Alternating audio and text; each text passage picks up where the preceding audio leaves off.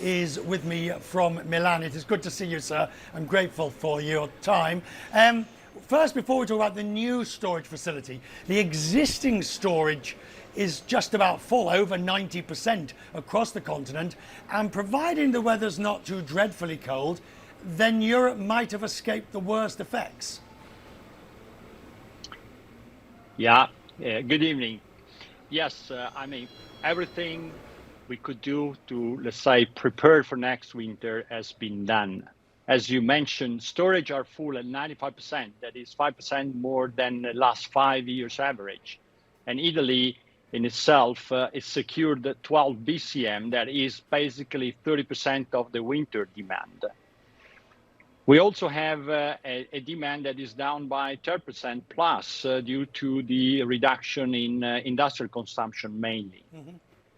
As you mentioned, with an historical average temperature, winter is going to be in a tight balancing. So shortfall in supply is not predictable, but still possible in case of extreme and prolonged freezing winter or sizable shortfall on electricity production.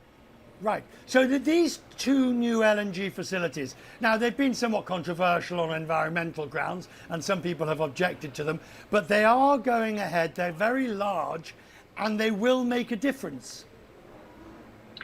They will.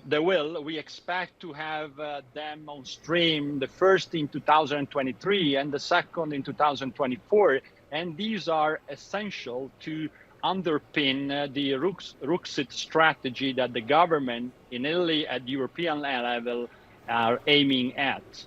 And those assets will cover basically 15% of the national demand or 50% of the imports we used to have from Russia.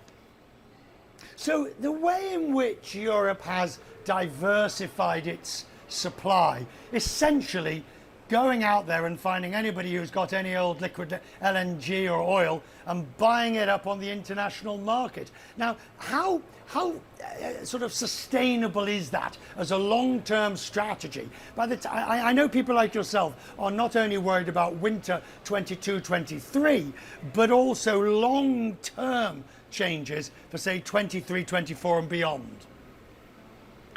Yeah, exactly. We need to work not only on short-term responses like the regasification vessels or, let's say, the residual volumes we could collect from, let's say, the other production countries like Algeria, Azerbaijan, and Norway. We need to work on structuring a resilient European energy system. That means building redundant and flexible capacity with new investment, both on entries like the LNG and internal transportation to have the European network more interconnected. So what about those who say in the short term, yeah, but we're still going to go back to fossil fuels? Renewables is all very good, and obviously COP27's given that. But when you hear of coal coming back on stream, do you start to worry that the environmental requirement, the sustainability aspect, it's not been forgotten, but it's been shoved to one side at the moment? Oh, temporarily, I think. Of course, we need to keep working on both directions. I mean, transition is there as a target. I think we need to combine a short, long-term view, short securing the energy security in the system, otherwise we will not survive. And in the long term, building the transition that, of course, is going to take us 20, 30 years to be completed. Finally, give me a feel, if you will, for how fragile the system is. I mean both the amount, the supply, the ability to, because one thing we've also seen in Ukraine is the ability to disrupt the flow and the infrastructure. So when we look at European energy supply, how fragile is it?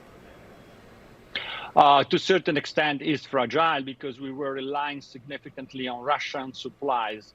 What we are doing is to work with the diversification mainly on LNG, but here comes a major question mark that regards China. Of course, for this winter, we had larger LNG availability because of the first reduction in consumption in China in the last 20 years.